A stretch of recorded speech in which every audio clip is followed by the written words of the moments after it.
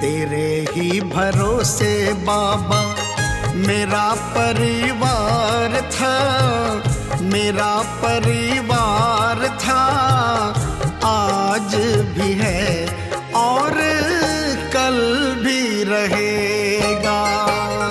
तेरे ही भरोसे बाबा मेरा परिवार था, मेरा परिवार था, आज भी है और कल भी रहेगा।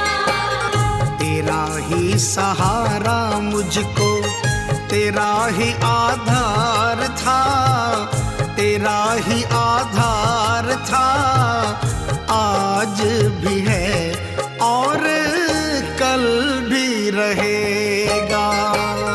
तेरा ही सहारा मुझको, तेरा ही आधार था, तेरा ही आधार था, आज भी है और कल भी रहेगा। तेरे ही भरोसे बाबा